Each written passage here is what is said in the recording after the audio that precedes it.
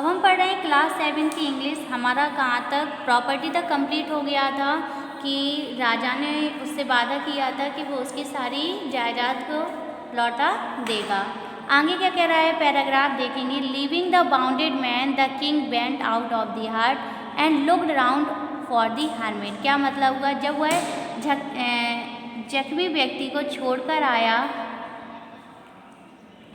Living मतलब क्या हुआ, छोड़कर। बाउंडेड मैन यानी कि जख्मी व्यक्ति को क्या कह रहे हैं, जब वो राजा जख्मी व्यक्ति को छोड़कर आया। The king went out of the हट, वह झोपड़ी से बाहर निकला और उसने चारों तरफ साधु को देखा। Before going away he wished once more to get answer to his question, क्योंकि वो उसकी इच्छा थी कि वह जाने से पहले फिर से एक बार उस साधु से अपने प्रश्नों के उत्तर जान ले। The hermit was on his knee, showing seed in the beds that had been dug the day before. क्या मतलब हुआ कि साधु, उसने चारों तरफ देखा तो कि साधु क्या कर रहा था, वह अपने घुटनों में बैठा हुआ था और जो उसने गड्ढे किए थे उनमें बीजों को बो रहा था। The king went up to the hermit and said,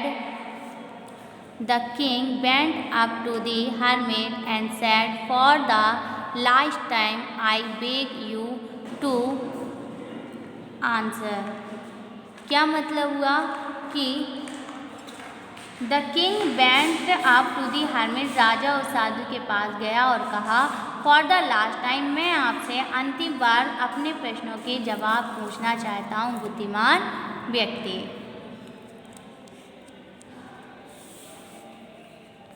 you have already been answered. तो सेड द हर्मिट, साधु बोलता है, you have already been answer. Already मतलब पहले से, तुमने खुद से अपने प्रश्नों के यानी कि सभी प्रश्नों के उत्तर जान लिए हैं। Still bending down to the ground and looking up to the king stood behind him. क्या मतलब हुआ, वह राजा नीचे जमीन, साधु जो था वो जमीन पर बैठा हुआ था, वो खड़ा हुआ और राजा की तरफ देखने लगा।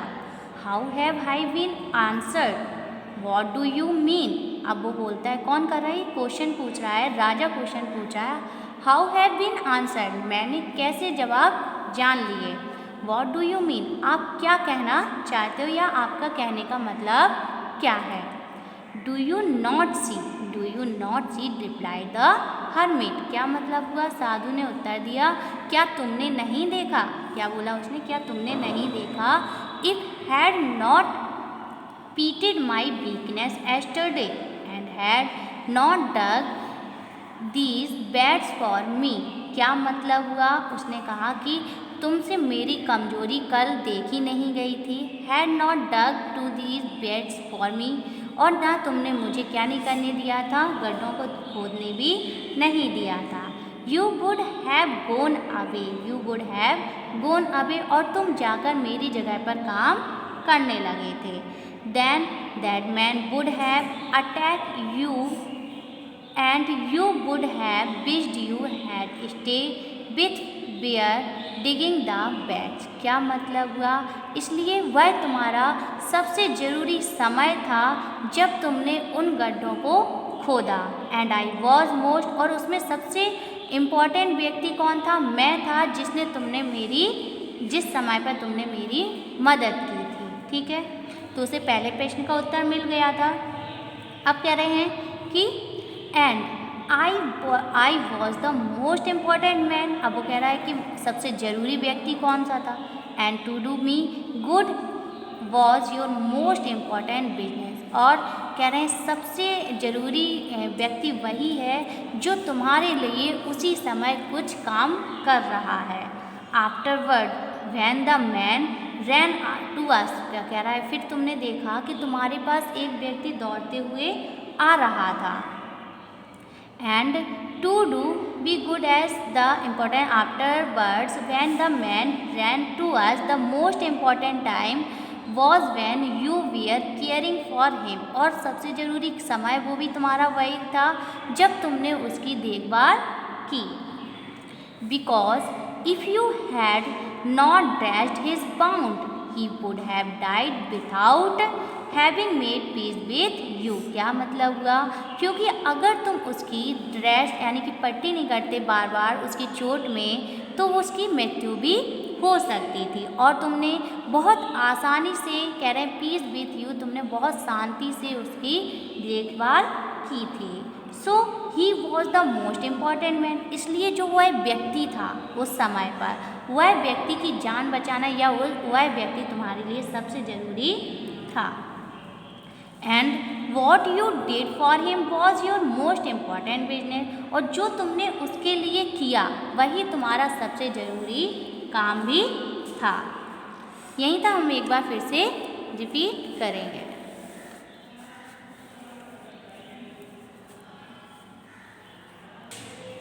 लीविंग द बाउंडेड मैन, क्या मतलब हुआ leaving the bounded man, the king went out of the hut and looked around for the hermit. क्या मतलब हुआ कि जब उसने जख्मी व्यक्ति को वहीं झोपड़ी में छोड़ा और बाहर निकल कर आया, उसने देखा, राजा ने साधु को, हर्मिट को यानी कि साधु को चारों तरफ देखा।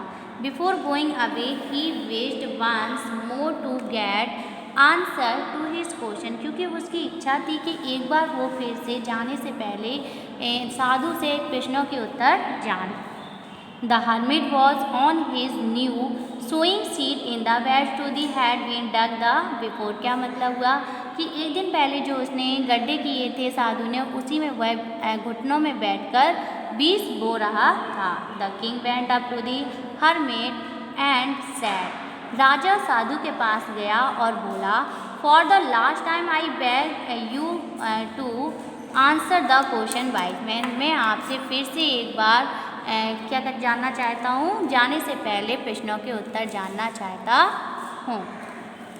You have already have been answer said the hermit still bending down to the ground and looked up at the king as he stood before him. क्या मतलब हुआ, जो साधु था वह खड़ा हुआ, राजा को देखने लगा और बोला कि तुमने अपने प्रश्नों के सभी प्रश्नों के उत्तर खुद से ही जान लिए हैं।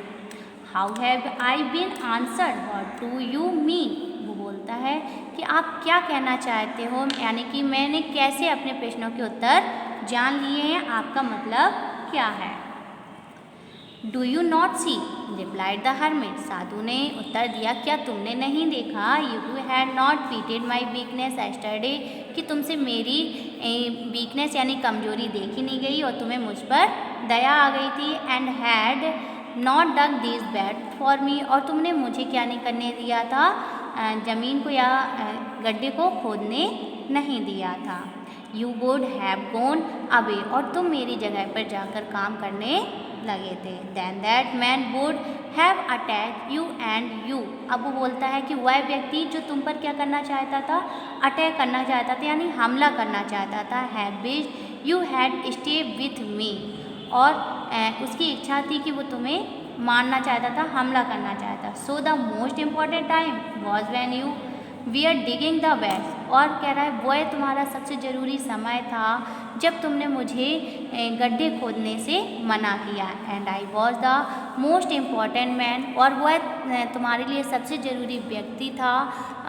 And to do me good as your most important business, और वह तुम्हारे लिए सबसे ज़रूरी व्यक्ति था जिसको तुमने बचाया था। ठीक है, आगे क्या कह रहा है, वही तुम्हारा सबसे ज़रूरी काम था।